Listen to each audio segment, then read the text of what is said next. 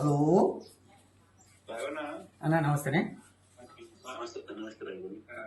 అయ్య గారికి ఇచ్చింది రంగరాజన్ గారు. నమస్తే, రంగరాజన్ మాట్లాడుతున్నాను సార్. నమస్తే స్వామి. బాగున్నారు స్వామి? బాగున్నాను. అదే స్వామి, వ్యక్తి స్వామి. నాకు విషయమే తెలియదు స్వామి.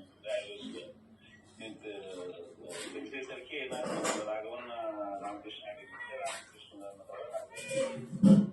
చాలా భయంకరమైనటువంటి ఒక ఘట్టం అండి. మొన్న ఫ్రైడే కంటే ముందు ఫ్రైడే జరిగింది, 7th February నాడు.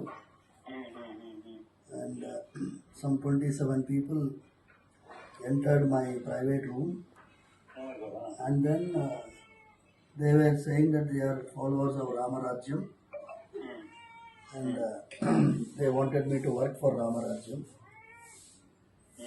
And what is that? ఏం కావాలి అంటే మాకు సైన్యం తయారు చేసుకోవాలి, రామరాజ్య సైన్యము. దానికి కావాల్సిన వనరులు ఏర్పాటు చేసుకోవాలి. జడ్జిల తాట తీస్తాము, పోలీస్ వ్యవస్థ యొక్క తాట తీస్తాము, రామరాజ్యానికి వ్యతిరేకంగా ఉండే వాళ్ళ తాట తీస్తాము. మీరు ఇక్ష్వాకు వంశస్థులు, ఆ గోత్రానికి చెందిన వాళ్ళని ఐడెంటిఫై చేయాలి. శాస్త్రగుణం అంటే క్షత్రియుల్లాగా పనిచేసే వాళ్ళని ఐడెంటిఫై చేయాలి. వాళ్ళందరినీ మాకు ఎన్రోల్ చేయాలి.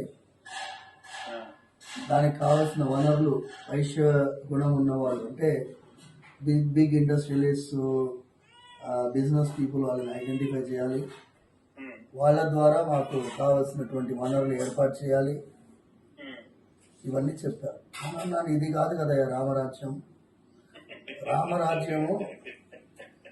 రామరాజ్యం అనేది రాజ్యాంగంలో ఆల్రెడీ ఉన్నది. అది శ్రీరాముల వారిది, సీతమ్మ తల్లిది, లక్ష్మణుడు. Part 3 of the Constitution, rule of law. రాజ్యము మన న్యాయం ఉన్నది, చట్టం ఉన్నది, ధర్మం ఉన్నది, న్యాయస్థానాలు ఉన్నాయి.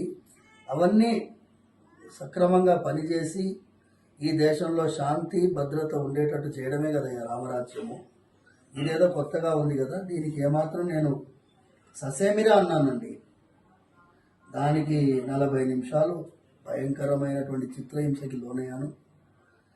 తర్వాత నేను ఇక లాభం లేదు అని చెప్పి సరే అన్నట్టుగా లాస్ట్లో ఒక 2-3 minutes నేను వాళ్ళతో ఏకీభవించినట్టు.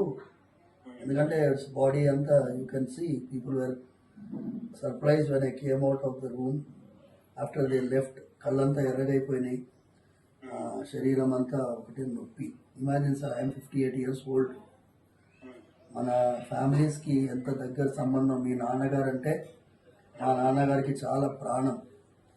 మీరు ఇది మనకి ఒక పెద్ద పరీక్ష. అందుకోసం దానికి తగినట్టుగా నేను పోలీస్ కంప్లైంట్ ఇచ్చాను. Our Telangana police has done excellent job. They have nabbed already 22 people. ముఖ్యమంత్రి రేవంత్ రెడ్డి గారు కూడా ఫోన్లో మాట్లాడారు సార్.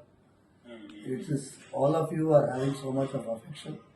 మీరు ఫోన్ చేయడమే నాకు 1000 ఏనుగుల బలంలా ఉంది.